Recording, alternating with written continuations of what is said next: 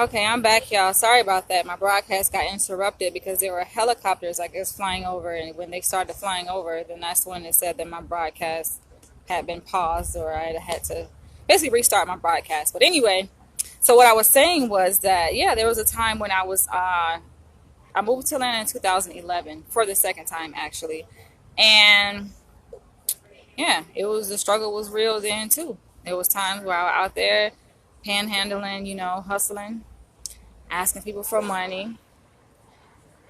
Thankfully, though, I ain't gonna go too much in depth about that because I talk about that in my book, American Dreamer, and also my documentary, American Dreamer, that is underway. But I will say that, thankfully, the time where I was out like panhandling and asking people for money and just, whew, that was rough. Thankfully, it didn't last that long. I mean, it lasted long enough for me to remember. But when I say that long, I mean in like years and years and years. Like it didn't last for that long, but it did last. It did last long enough for it to leave an imprint on my mind, and it strengthened me. Ultimately it strengthened me. And like I say, I can definitely identify with homeless people. The struggle is real. The whole, not having a place to sleep, not having a place to wash your ass, but you still want to wash your ass because you don't want to walk around stink, especially as a female. So going to restaurants, sneaking into restaurant bathrooms, having to deal with customers coming in, knocking on the door, wondering like why is somebody in the restroom for like 20 minutes, what's the hold up? Even having restaurant managers come in, knocking on the door, hey, somebody's in there, you need to come out. And I'm sitting here trying to clean up. Like that's a whole nother story. It's still a part of this story. The topic, the struggle is real, but it's more to the story than that. And I do talk about more of that in my book, American Dreamer, and my documentary, American Dreamer, that is underway. So you guys stay tuned to that. But like I say, the struggle is real, and I feel like people just don't understand. That's I think why I get so bothered when people look at me and they try to judge, or they like, oh, you think you all that, or oh, you walk with your head up high, oh, you like, I'm like, damn, give me a fucking break. You damned if you do, damned if you don't. People damn you if you down and out, you busted and disgusted. They're gonna talk about you. If you on the up and up, trying to pull the pieces of your life together, walking with a smile on your face, holding your head up high when you used to hold your head down low, people gonna talk about you. And I remember my pastor, Rudolph McKissick, my former pastor, Rudolph McKissick Jr., or Bishop Rudolph McKissick Jr. in Jacksonville, Florida, pastor of Bethel Baptist Institutional Church. He would always say, like, don't be careful when you sit up here trying to criticize people and talk down to people, or judge people because they have their head up high and they're smiling.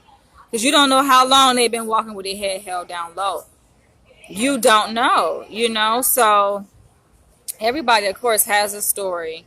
You guys know bits and pieces of my story, but y'all don't know the full. Y'all just don't know. And the reason why I say y'all don't know the full story, because y'all don't. I don't share everything. I have not. I cannot. I'm in the middle of a PhD program, and sometimes I'm skeptical of how other people may perceive my story, especially being like in corporate, so to speak, this professional environment. It's like people, even though I work in the field of mental health, trained to become a clinical psychologist, is like, if anybody is the most judgmental, they are. It's like helping professionals, just like pastors, just like people in the church, they're so judgmental, So there's always this thing, it's just how they gonna perceive me when I say this part of my story, So I feel like, what, it's better that I just wait till I get my PhD. And I always said this. That's the reason I guess I've been holding on to my story, because I started actually writing my story and I somewhat finished it. I was going to release it back in 2010. So I started writing it in 2009.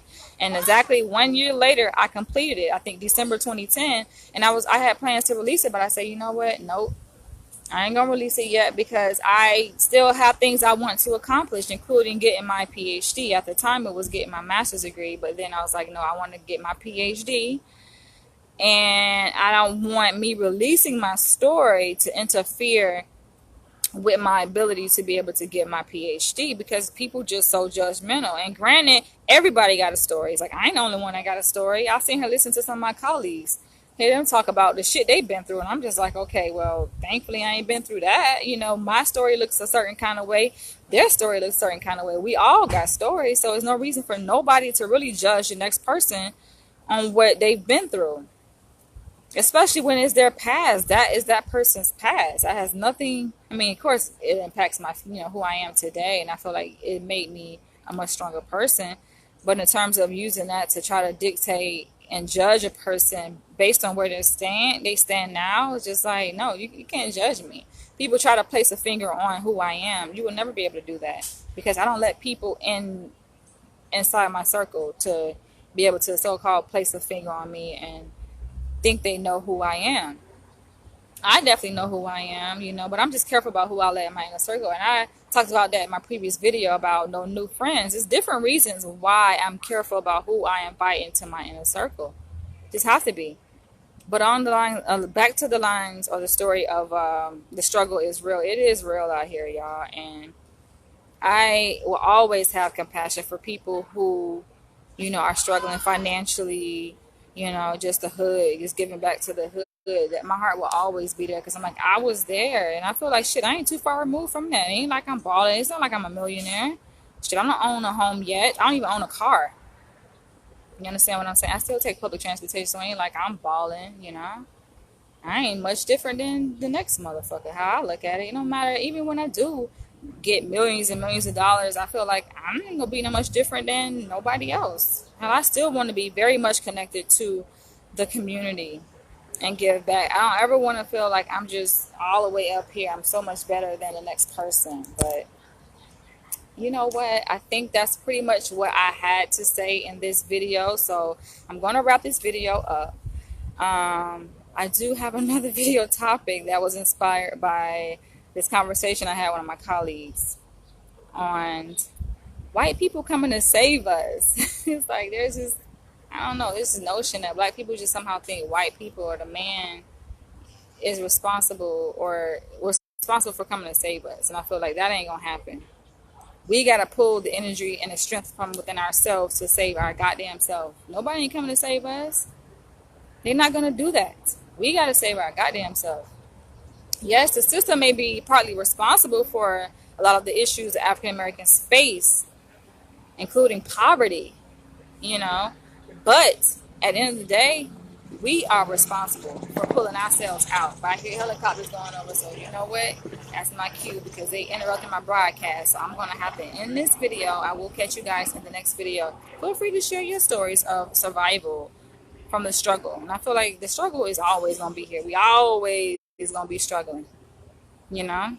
That's what makes us who we are. That's what prunes us and refines us. Just like gold, just like diamonds are refined through that process of pressure. I feel like we as human beings, we go through these process, we go through this struggle to just get stronger, and then we come out and we able to stand proudly and confidently and be able to tell our stories. So that reminds me of Dr. Umar Johnson, because he's going through some stuff too. So y'all pray for him, because he is a leader that has been fighting diligently, relentlessly for the black community, for the African American community. And it's sad to see that members from within the community have turned their backs on him, began attacking him, trying to intervene and come in the way of what he is preparing to do for the black community, specifically with the FDMG Academy, the school that he plans to build. It's sad to see that people just want to come in the way of that, knowing that black people, like, and I feel like really the people who coming in the way, I really do need it in this video, because that's a whole other topic, but it's still a part of the topic anyway. I mean, the struggle is real on all different kinds of fronts, and it's like people want to come in the way, and I feel like the ones who come in the way, they ain't really from the bottom. You got different kinds of black people, you know. It's like